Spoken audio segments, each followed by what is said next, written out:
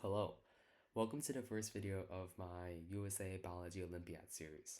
So, since this is the first video I'm doing like this, I would like to preface that the actual main purpose of this YouTube channel is actually to host the video lectures for my courses. So basically, I'm currently designing a course that basically preps students for USA Biology Olympiad because I noticed that it's not really a provided resource. And since USA Biology Olympiad is incredibly difficult, and also because the textbook for USA Biology Olympiad, Campbell's Biology, is really expensive and also really long. It's like 1,600 pages for like $200, $200 to $300. And so, since these resources aren't just readily available, I thought that making a course that's accessible to everyone and that's really free would be really helpful to everyone. And also be helpful for me too, because I need to study for USABO. I think it's like a year. So, yeah. But yeah, basically, this is going to be the first video. It's basically lesson one. And the way I'm formatting this course is that it's going to be based exactly off of Campbell's biology. Because essentially, all you need for semifinals is Campbell's biology. And so, this is essentially, this course is for semifinals. So, let's begin on the lecture. So, basically, this for the first chapter's Campbell's biology is basically an introduction into biology as a whole. So it's not really part of a unit yet, and there are four concepts in it. It's pretty lengthy. So basically, it's just introducing students into the overall general idea of biology. So biology is the study of life. I think so. That should be pretty obvious. Basically, the way this textbook is formatted is that within each chapter there are also multiple concepts. They can range from 2 to 4 concepts. I saw one of the chapters had like 6, 7 concepts in it, and then yeah, basically what I'm gonna do is I'm gonna have segments on each concept on it, and then just try to follow along. If you have Campbell's biology and you have the time to read it, I would actually read along too, because that actually would help you a lot. But my goal is to try and make these videos as in depth as possible. So basically, in the first concept of Campbell's Biology Chapter 1, it basically talks about how the study of life reveals unifying themes. So basically, it's just basically talking about the common ideas that you'll see throughout all of biology. So I think the first concept that students should understand is that there are properties to life. So there's certain guidelines that need to determine if something is alive. So these guidelines are reproduction, your response to the environment, regulation and adaptation, and energy processing. Um, the textbook also mentions order, but I feel like that's not necessarily a real requirement because there's not really like an order per se really to everything. Um, so basically, I'm gonna explain each of these properties. Just reproduction is just just creating more of your own species, like breeding. Humans breed. Others, such as bacteria, have asexual reproduction, where they just basically clone themselves. Um, Another property of life is response to the environment. This is just you interacting with the stuff around you. It's I don't know, like if you poke a plant, the plant's gonna like move a bit or something. I don't know, or like if you I don't know, like introduce a toxin to a bacteria, it's gonna explode. Um, and then regulation and adaptation. So technically, they're supposed to be different properties. I just kind of merge them together because they're kind of the same thing. So evolutionary adaptation is just um, adapting to changes in your environment, and it's not you as a single organism adapting. It's more of a species as a whole adapting. That's basically evolution. Just say for example, the temperature in the region increases. Maybe a dog would shed some hair, like the species learns to shed hair. Um, and then as for regulation, basically it's just homeostasis in humans. So you're just maintaining the system of your body, like just maintaining systems. And then energy processing, that's just a really fancy way of saying like consuming food, like getting energy for yourself. Like other plants that have photosynthesis, and humans consume other creatures or living organisms. And basically, one good example to actually understand the properties of life is how people think that viruses, it's kind of on the fence for viruses. You don't know if it's living or not living because it satisfies half of the requirements, but not the other half. For example, a virus interacts with its environment, and also um, it does regulate itself, and it sort of adapts. It mutates, so that's kind of like an iffy thing. The main thing is that is reproduction. So basically, viruses can't reproduce without another organism. It needs a host cell to reproduce, and so it's kind scientists are kind of debating whether or not that counts as actual reproduction. Because I mean, reproduction, the definition is organisms reproduce their own kind, and well, viruses can't reproduce by themselves. So it's a really weird subject. I personally don't think that viruses are count as living beings, because I feel like they're more of just like a glitch in life in biology. Because first off, biology viruses are just proteins with like some DNA inside them. I don't even know if it's DNA. I think it's like RNA or something. So yeah, um, that's my own tangent on that. So now let's move on to the different idea. Basically, the textbook talks about emergent properties. So basically, this is just the idea that as you move across levels of biology, new properties will emerge from it. And you'll come to notice that Campbell's biology, for this first chapter, it's kind of just really basic, I don't know, conceptual stuff, you could say.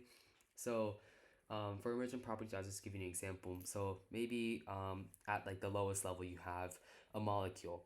And so in a molecule, it's like maybe it's like a protein backbone. Um, I mean it's functional. It's a protein backbone, but as you move up the levels, maybe you move up to the level of an organelle. You know, all these different protein backbones or these proteins, they merge together and then they create like an actual functioning system. That new functioning system is the emergent property. It's the new um, functionality of this system, basically. And then uh, the textbook also talks about systems biology. It's just basically in direct correlation with emergent properties. It's just like the exploration of a biological system by analyzing the interactions among its parts. So yeah. Next is this is a really important concept. You need to understand that structure equals function, especially in cellular biology. So just I think the really good example to understand this would just be proteins. So the way proteins fold is really unique, and the way they fold determines how that protein works and the function of that protein. And if the folding is incorrect or just not doesn't work out, then it either gets deleted or it becomes like a prion, which is really deadly. And so it's really crucial that you understand structure always equals function. Well, not always, never say always, but structure equals function. And you'll come to find that it really connects all throughout biology. So next, the textbook talks about cells. Just know that cell is the basic unit of life. It's what yeah that's just it. It's just the basic unit of life. And there are two types of cells. There's a eukaryotic cell, and so a eukaryotic cell includes membrane enclosed organelles and a nucleus. And then there's prokaryotic cells. So prokaryotic cells lack a nucleus or organelles.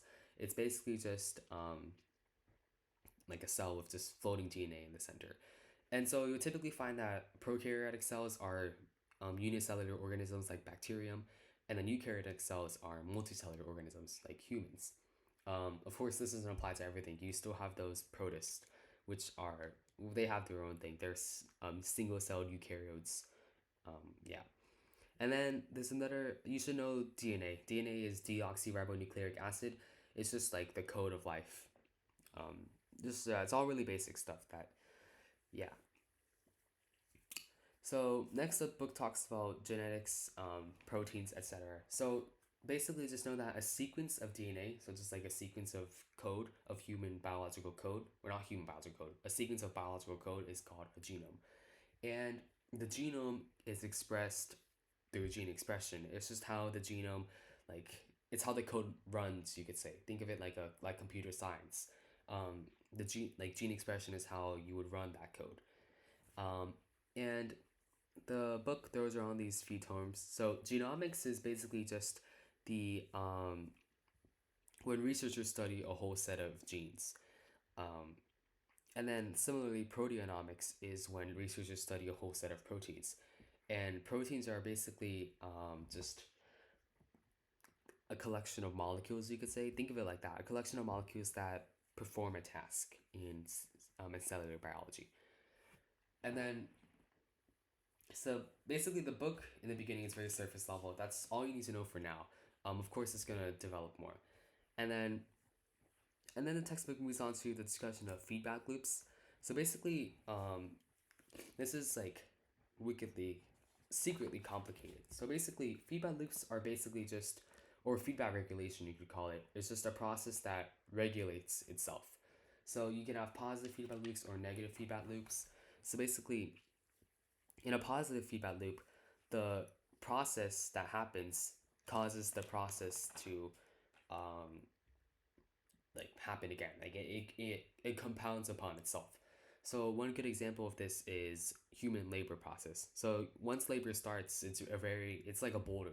It's like a boulder rolling down a mountain. It's very hard to stop once it starts because it's a positive feedback loop that keeps on happening. And it makes sense why it needs to be like this, because if labor wasn't a positive feedback loop, giving birth to babies would be incredibly difficult.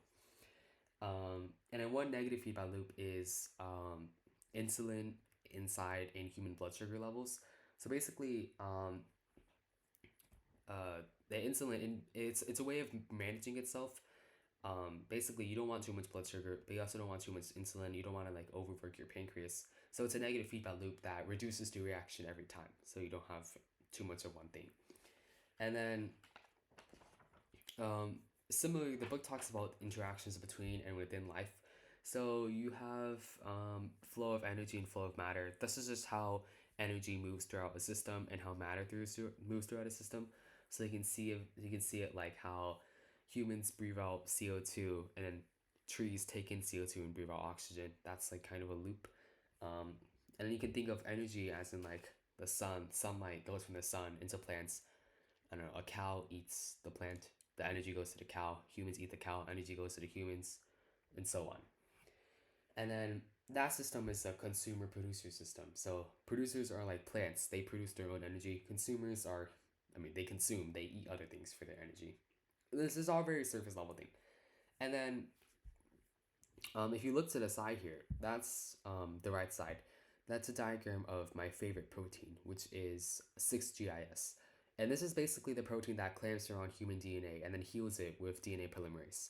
Um, the reason I'm showing this here is because this is basically a really good example of structure equals function, because I really need people to understand this idea. So basically, you can see clearly that the structure of this is designed to clamp around DNA. In the center, that's DNA, and the rest of it is just proteins. And then you can see that it's literally designed to encapsulate DNA and then surround it. So structure equals function. Okay. That was the longest concept. The rest of it should be relatively short. So concept 1.2 is basically just evolution. The actual book calls it Evolution Accounts for the Unity and Diversity of Life. Just understand evolution. So evolution is just a theory, but it's like a scientific theory is very different from from like, I don't know, conspiracy theories, which we'll talk about later. Um, Basically, evolution is a process of biological change in which species accumulate differences from their ancestors as they adapt to different environments over time. Basically, evolution is just life's way of trying to survive as much as possible. Um, so, uh, yeah, that's the basic definition first. We talk about natural selection later in this, but that's just the definition of evolution. So, first, you can see that life is very diverse. They're in the book that they classify 3 different kingdoms or domains of life, and so this is bacteria, archaea, and eukarya. So bacteria is just bacterium. It's like, I don't know, E. coli, just bacteria. Archaea is it's basically the same thing as bacteria, except it's bacteria or single-celled organisms that are designed to survive very intense and hard to survive environments. So for example, there are like single-celled organisms that live in the geysers of Yellowstone National Park, if you didn't know, and there's also single-celled organisms that live in the uh, the bottom of the ocean. They survive off of chemical energy that comes up from under the sea. Like, they're really the bottom of the earth. And then eukarya is eukaryotes. So remember that eukaryotes are um, organelle, like really complex cells, membrane enclosed organelles, nucleus. And so these are typically multicellular organisms like humans like us. So the book introduces the theme of unity in the diversity of life. This is basically just kind of evidence for evolution. It's basically saying how like even though we are so different from other organisms, there's still some shared traits. So one example that the book uses is on Paramecium, which is a type of single-celled organism, there are cilia, which are like think of it as like strings or something. So the cilia on Paramecium are the exact same. Well, not the exact same, but they're incredibly similar to the cilia inside human lungs.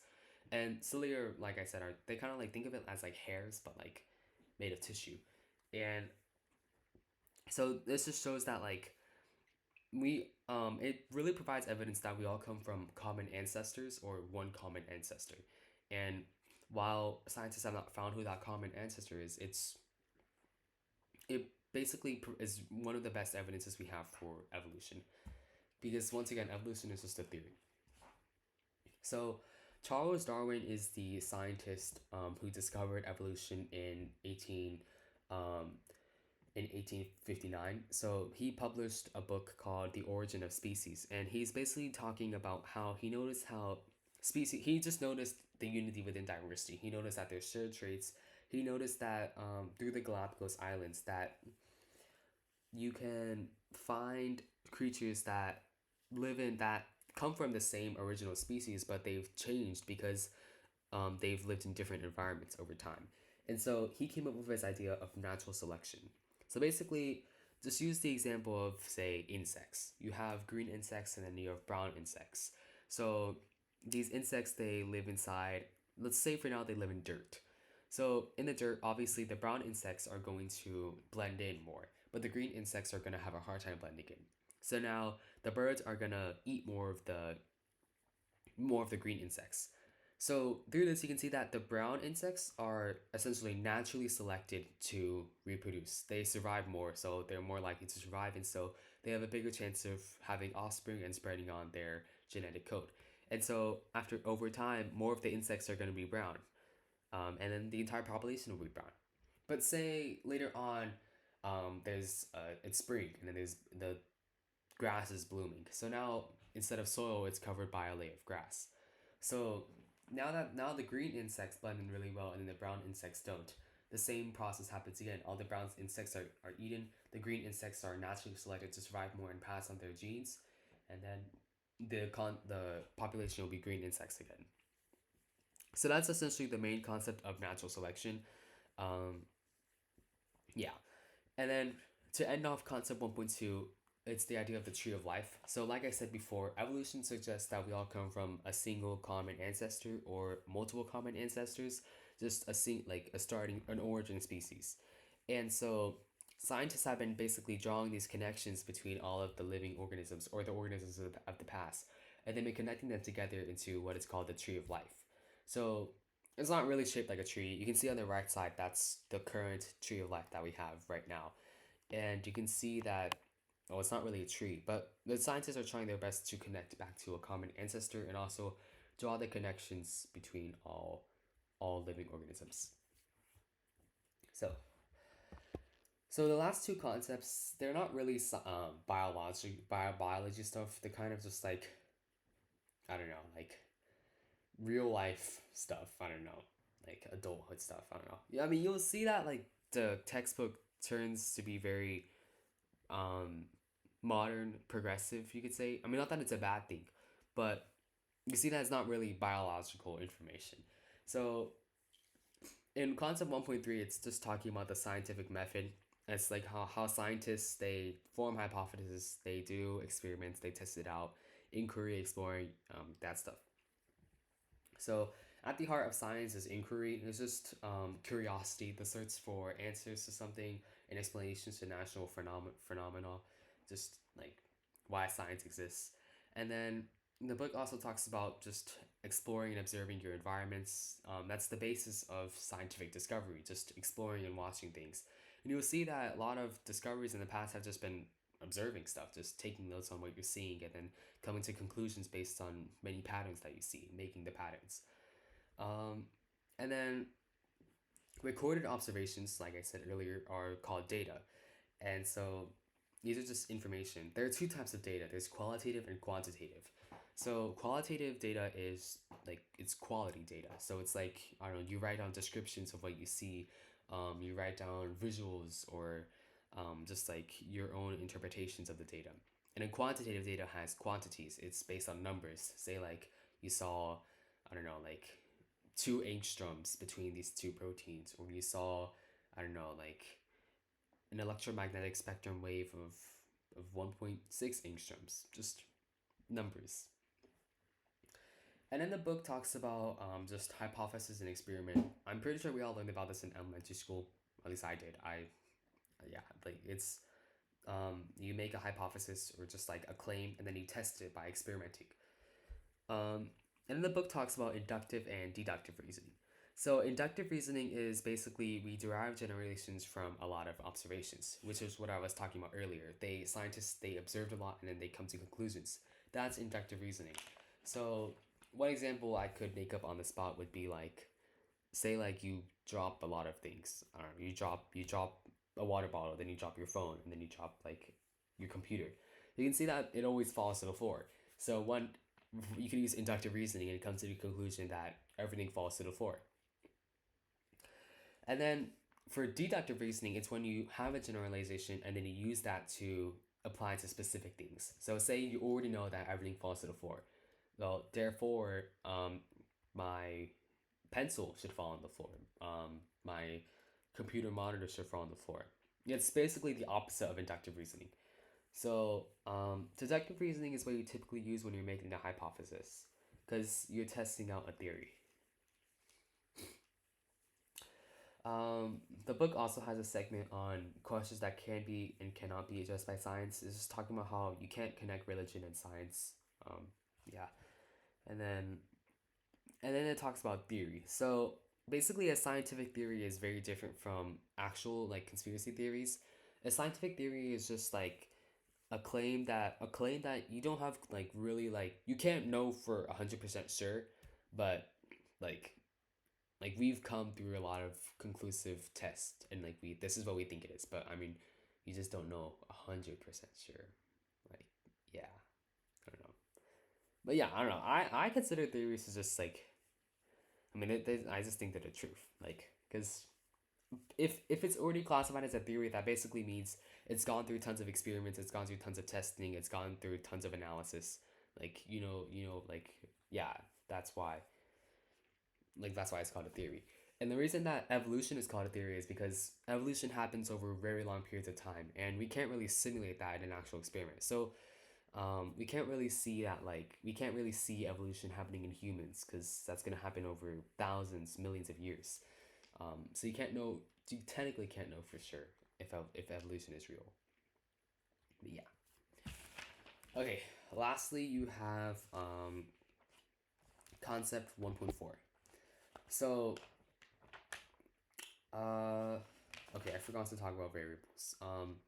Basically, for variables, just know that in experiments there are variables. These are just like the different things that can happen.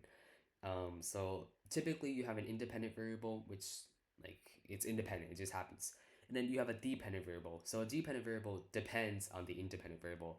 So like say like the independent variable is you changing the temperature of a thing. The dependent variable would be I don't know, it gets hotter. Wait, no, sorry. That's not the dependent variable would be like volume increases. If you know your gas laws for chemistry, that's the relationship. And so typically your independent variable is the x-axis, and then the dependent variable is the y-axis. And then you also have the concept of a controlled experiment. So like in a controlled experiment, some variables are controlled, which means that it's never gonna change. It's a constant. So yeah. All right, last concept 1.4, cooperation and diversity.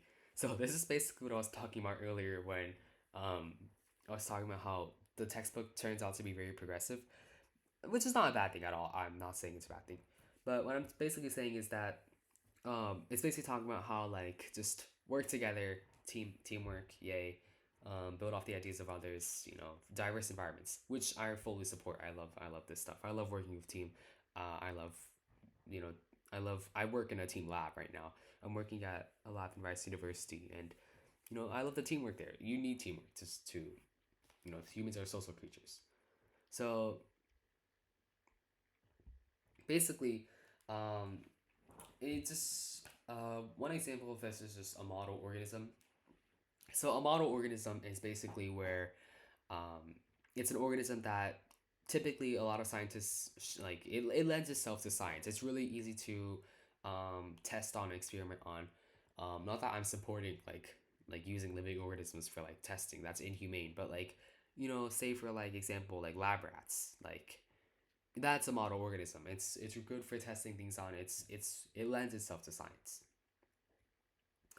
And then you have just building off the work of others. Like I don't know, you have I can use the topics of calculus, I guess. So you have Isaac Newton. He discovered calculus. I mean, he didn't discover it. He created calculus. Then you have I don't know a mathematician after him. I forgot his name, but yeah, he makes I don't know. Say he takes Isaac's ideas, he makes a theory out of it. Boom, that's a new formula. Just that stuff. Scientists build off of each other's work. And then lastly, just diversity. You always benefit from different viewpoints and different ideas. If we were all the same, then nothing would be achieved. It's always nice to have really diverse backgrounds and viewpoints because it creates a really nice blend of ideas, and that leads the best to success. And yeah, that's basically the chapter. The chapter's over. So that's the full lecture. I would say so when I'm actually making the course, there's gonna be like notes along with this, and there's also gonna be like a quiz afterwards. I currently haven't made that yet. Yeah, but in due time, there will be a quiz. Maybe there's a quiz in the future. Whoever is watching it in the future. But yeah, I don't know. I would check out my course and see if it's up by the time you're watching it. Maybe a few months in the future. But yeah. Okay. Happy studying.